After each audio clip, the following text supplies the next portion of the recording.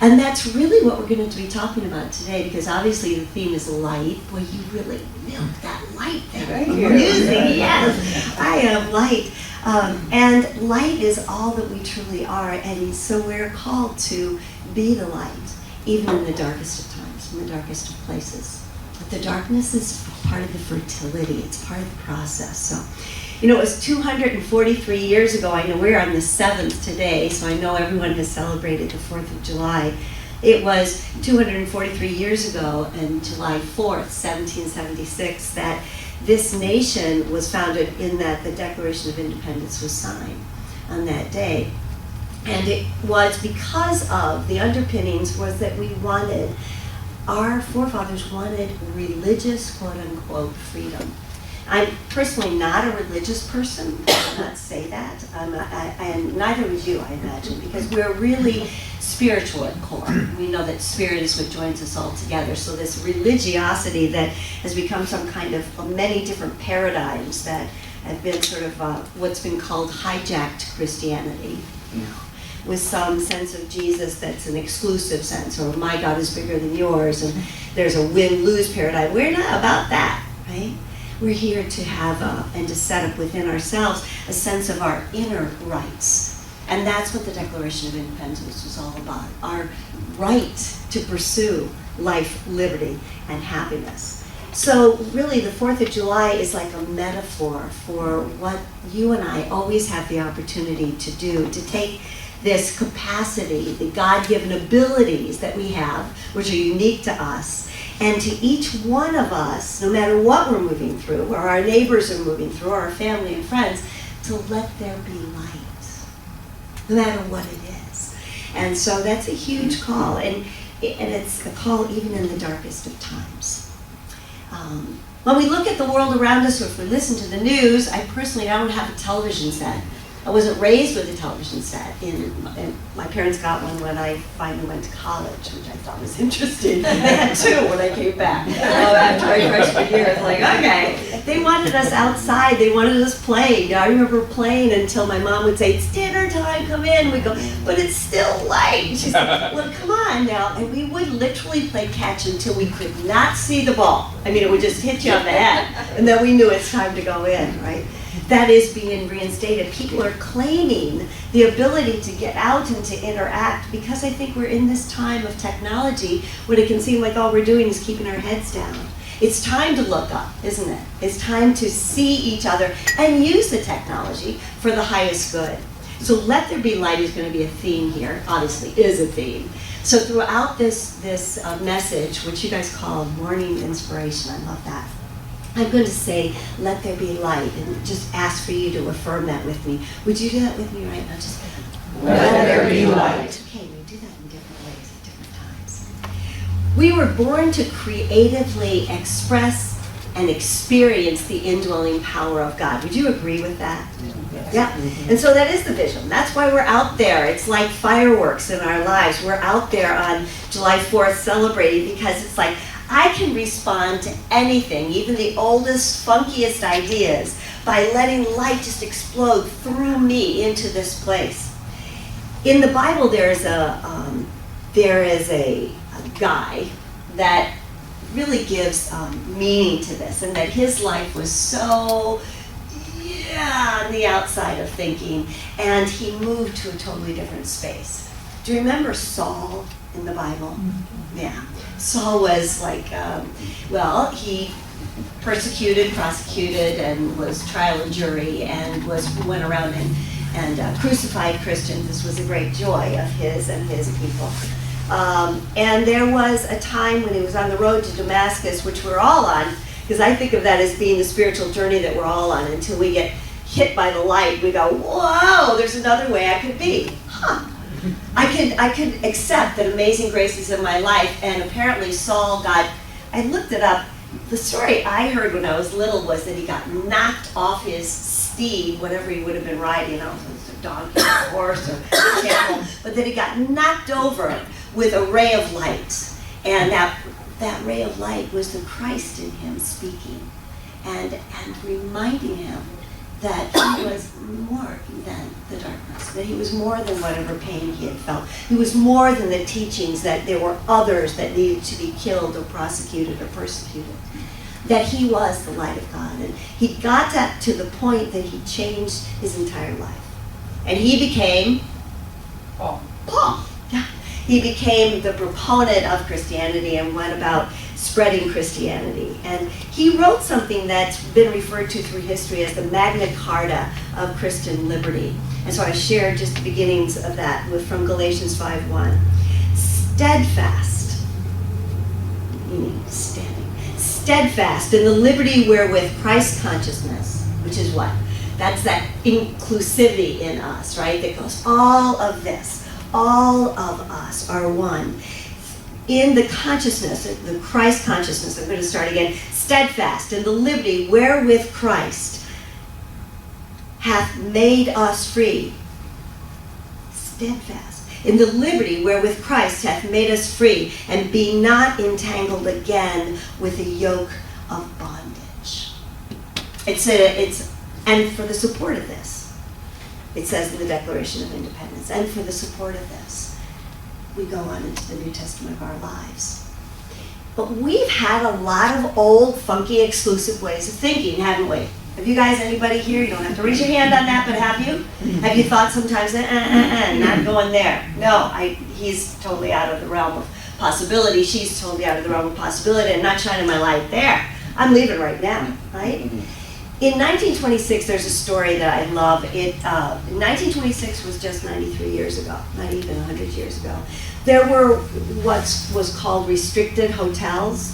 And there were restricted hotels much younger than that in the 60s. And that's why we had the civil rights whole movement come up. And that is a new thought movement.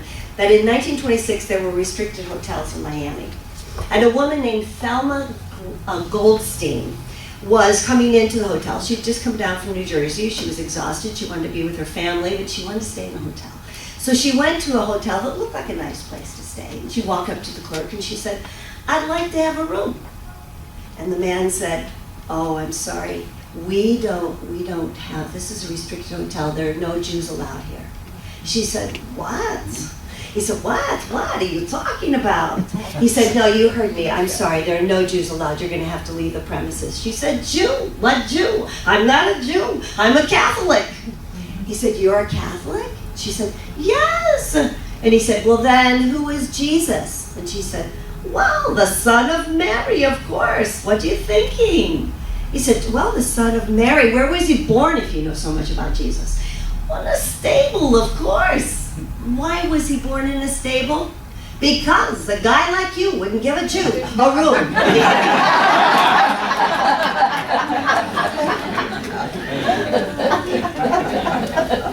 So now I didn't even have to ask you to say, "Let there be light." You just let there be light. Because you laughed, you felt a lightness of being about that. But right, we sometimes have that kind of thinking.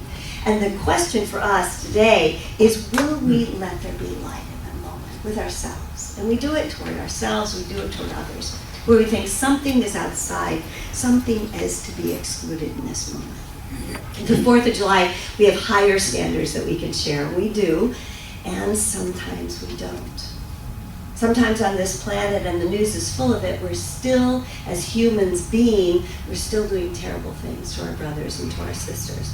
But the definition of us, and I know you've noticed this, somebody mentioned quantum thinking earlier on in the announcements, I think it was. The definition of us is expanding exponentially.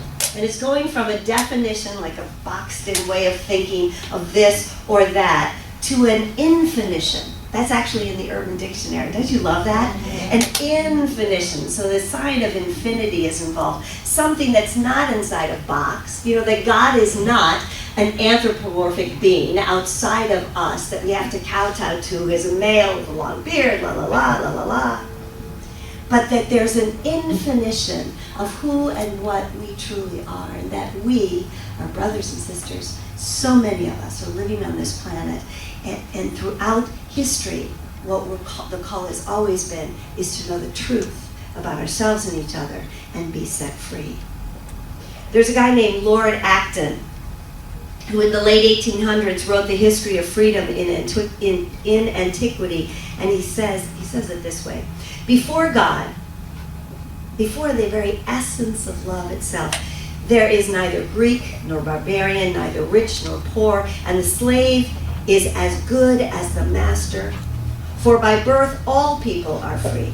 They are citizens of the universal commonwealth, which embraces all the world, brethren of one family, and children of God. Lord Acton, though you may not have known him, was like a founding member of this spiritual community.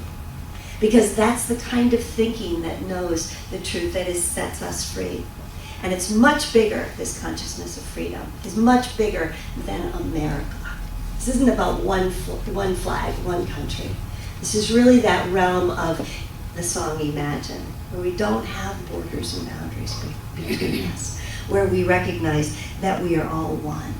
It goes way beyond what Hallmark thought, right? So, way beyond that, way beyond our forefathers, because now there are huge populations in the Western world, and huge populations in the Eastern world, and huge populations in the Middle East of our world. On all 7 of the continents, there are populations of people who are aware, because we're so communicative with each other now, of the places where there are animals, for instance, the tiniest of animals becoming extinct. And there are movements of consciousness to save each other, to save our planet. It's not just in America. It's transnational love that we're talking about. And that's what life is. Like, it needs to be a human rights policy, the very daily bread of each and every one of us. It says in the Declaration of Independence, and for the support of this declaration, the declaration of allowing there to be light and freedom for all people, in support of this declaration, with a firm reliance on the protection of divine providence, we mutually pledge to each other our lives, our fortunes, and our sacred honor. That's what the vision and mission of this place is all about, right? To really be willing. And then to bring our families, to bring our friends into this space, to fill all these seats with people. Because there's so many people who don't know that New Thought exists, you know that? So many people who've stepped away from the old paradigms. Well, you're probably one of them. If you weren't, I was born into it because my mother gave birth to me. We were Christian Scientists at that time. And into unity when I was this big. You may well have made a conscious choice to come into a place like this, because it's different. That doesn't make any other church or synagogue or temple wrong at all, because there's a unity inside of each of those teachings. What it does is it gives us a community where we can proclaim it, right? We all love it when we say something's made from scratch. Do you guys do fellowship here? Do you share foods? Mm-hmm. You know, it's, yeah. Do you? Yeah. Yes? Okay, good, because, and people often say, well, I made it from scratch, or it's organic, I made it from scratch. We love to hear that, right? The question is, what's the scratch?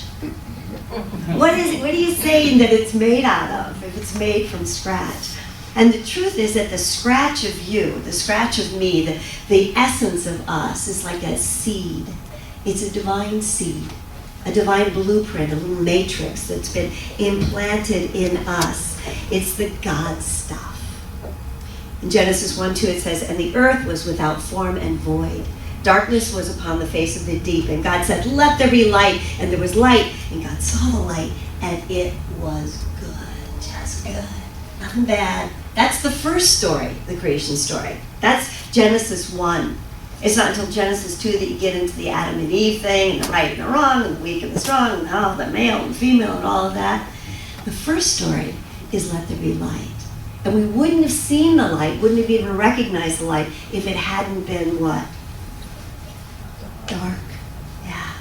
The darkness is a beautiful thing, because it's into the darkness that we plant the seed. All gardeners know that. And then it has to have that time, that fertile time for the seed to grow and mature, and then eventually it comes forward, and then it becomes unique. And all the different leaves that come out, the flowers and all the different colors and the seeds, but they all begin with that darkness, that void. And deep in that void, that fertility of that place we get to whisper to the sea, let there be light. And it grows and grows and grows. Whisper with me, let there be light. Let there be light. Now there may be an experience in your life that you're not sure what's going to happen. You're not sure what's going on. I'm just going to say this, looking every place. Someone shared with me this morning that they had a thought that came to them, a divine idea that came to them, and it's moving this individual into a whole new space. There's a beautiful opportunity in that time to just be with it, and to nourish it and nurture it, give it the water, give it the sun that it needs. What are you wanting to create? I kind of asked you that about this place, and we didn't have time because Sunday mornings are like moving along, right? But what is it you want to create at this spiritual center for spiritual living? What are you willing to share in this place? Who are you willing to bring into this place with you so that you can together grow this community? It's a really important time. Because whatever door you knock on, whatever experience you have, that is in fact the door that's going to open. Okay? If you're thinking, no, I'm going to keep this all to myself, then you will. And you'll be sitting here by yourselves. But if you think, no, I'd like to open this up, I'd like other people to know and to share this, then you'll be knocking on others' doors and saying, calling them up or texting them or whatever. I'm going to something that I want to share with you. I'm going to an event or whatever it is that you're going to create in this space. It's like lots of things. You can create all kinds of musical events and all kinds of wonderful things. But if you just be willing to ask so that you can receive, knock, and that door will be opened unto you. We all know the story about Thomas Edison. I imagine his summer home was in Fort Myers, and there's a huge banyan tree there. It's an amazing place. Have you guys been? I see some head shaking, yes. Remember the story about Thomas Edison? I mean, he didn't find the correct filament to become that filament inside a bulb right away, did he? Over 9,000 attempts. He used all kinds of materials. And people said to him, apparently a reporter questioned him one time and said, well, did you just feel like giving up? Do you feel like a failure? I mean, he actually said, the reporter asked if he felt like a failure. And did he ever have the thought of just giving up? And this is what Edison said. He said, young man, why would I feel like a failure? Why would I ever give up? I now know over 9,000 ways the electric light bulb will not work. Right? Success is almost in my grasp. And it was shortly after his 10,000th attempt that he actually found the correct filament, and the light bulb was created. And look at it. We have light. So don't think that it's going to be just, right away, straight away, necessarily. It might be. You might get a thought and it's like everything just gets stitched into place and you're able to do it right now, right here, right now. But I imagine that you had to look in some different places for these songs that emulate light, that talk about light, to sing about light. You didn't just go, I know all those lyrics, I know all those songs, right, and have that happen. And for the PowerPoint to appear, there had to be somebody willing to scribe it and put it up, and then somebody else willing to project it. We're here to take those ideas, and it may not just be yours. Some people are visionaries. Like they have an idea, you put it out to your board, and then your board or a chaplain, and then they take it and they start to fly with it, and everyone begins to get engaged with the idea. And that's how centers grow. I was sharing with Ellen my first Unity Church when I was 7 had 40. There were 40 of us. That included all the children, and we were in a converted radio studio. And so right behind the pulpit, if you will, or this place where our minister spoke, there was a wall here, and on the other side of that wall was the glass booth where the radio announcer would be, and that's of course where they put the children because it was a soundproof booth. So the kids could be right there yelling and screaming, and nobody in the sanctuary could hear them. But then I remember my dad was on the board, he was the treasurer, and they bought 5 acres in Fairfax and Oakton, Virginia, and then they began to build, and we had a circular church. where it was partitioned off, you know, for the kids to be on one side and the adults on the other side, and then the partition had to go, and then they started adding Quonset huts, and then they took over 2 little buildings they had for youth education and for the offices, and then they built a big building so that everyone could be there, and it seats over, it's like 500 people, I think, that can sit there. And now they have a labyrinth, and they draw people to come. People who come onto the campus, not always just on Sunday, but people who come just so they can be in a place where they can be encouraged, to be lifted up, to take those divine seeds and plant those ideas and let it flourish in our world. It requires that we let there be light. So sometimes there are situations that look dark in our lives. I keep saying the word dark. Sometimes they can seem like something you would never want to do, and you would never want to speak to, you would never want to experience. But often those dark experiences, or perhaps as someone in your family or friends of yours who are going through things, often those dark experiences are just waiting for you to open them up. Because when you do, invariably and inevitably, you find that the light of God, I know this, I feel like a magician when I do this, like, oh man, that the light of God is within that experience. All you had to do was open it up, be present to it. Eckhart Tolle in A New Thought says that all we need ever do is look at something, be willing to look at it. You know, it's here. It's here. It's happening. Just be willing to look at it. And when we do, when you look at it, because you're the light of the world, you shine your light on that object, that experience, and light comes from it because it is drawn back and forth. That's all you need to ever do. You don't actually have to fix anything. So when I have my lights up and I get near Ellen, and I'm not saying your light is down, but check it out. She gets more brilliant in the light that I'm shining and radiating, right? Isn't that true? If we're just willing to walk into that space. I'm not saying don't have healthy boundaries. I'm not saying pretend at all. What I'm saying is be willing to address what is before you, because whatever it is, the Spirit of all that is, the Holy Spirit, will use everything and anything and anyone. You never know, right? It could be some situation that just, and that very thing that comes up in your life is there for a fabulous reason. And once you open up to it, you find that God is fully present there. And so I say to you today, may you use your creativity, because you got all these creative cells in you just titillating through your body. The kingdom is at hand, Jesus said. Check it out. Look at your palms. The kingdom is at hand. And that, I think, is why we clap, why we applaud, right? We're like smashing the kingdom energy together, going, yay! I really love this. Thank you, God. The kingdom is at hand. It's not someplace else. It's not the sweet by and by after you leave this planet. It's right here, right now. And so if you and I invite you as you go by your day today to think about this, let there be light. Just let light come into the situation. If you're feeling tough, if you're feeling like, close down. Take your hands for a second. Just don't, if you have long fingernails, don't squeeze them into the point and draw blood, please. But just take your hands and close them really tight.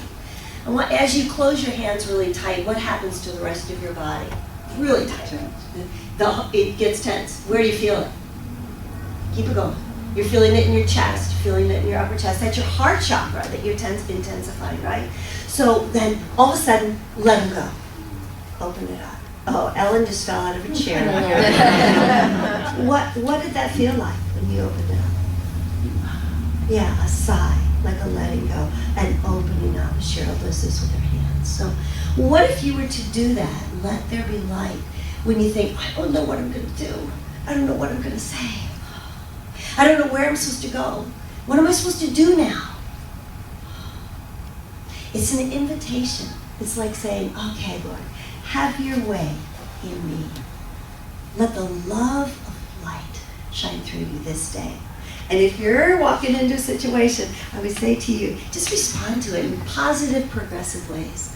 and whisper. Now you can say it to yourself. You don't have to say it out loud, but I tell you what, if you're approaching a grocery line and it's like really, really long, there's lots of people there in the line, just start affirming out loud, let there be light. Let there be light. Let there be. The line will get much shorter. People just want you to get right out to the guarantee.